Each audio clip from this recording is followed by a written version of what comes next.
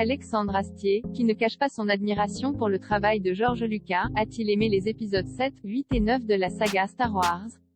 Alors que Les Derniers Jedi est diffusé ce soir sur TMC, retour sur les déclarations du réalisateur. Alors que Camelot, premier volet est en salle depuis le 23 juillet et que Star Wars, Les Derniers Jedi sera diffusé ce soir sur TMC, retour en septembre 2020, entre les pages du magazine Première où Alexandre Astier, qui n'a jamais caché son estime pour la galaxie lointaine, très lointaine, avait notamment donné son avis sur la postlogie, réalisée par J.J. Abrams et Rian Johnson. Les épisodes 7, 8 et 9 de la célèbre saga semblent l'avoir laissé totalement indifférent, en dépit des qualités qu'il leur reconnaît. Dans les nouveaux Star Wars, il y a de l'expérience, du talent, du pognon à ne plus savoir qu'en foutre, et moi, eh bien, je n'en ai plus rien à secouer.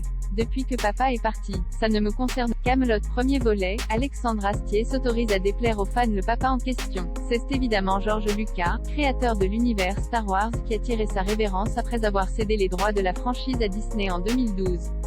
Alexandre Astier, toujours dans l'interview accordée à Première, n'hésite d'ailleurs pas à rappeler les maladresses de ce dernier, notamment au niveau des dialogues, qu'il estime meilleurs dans la dernière trilogie.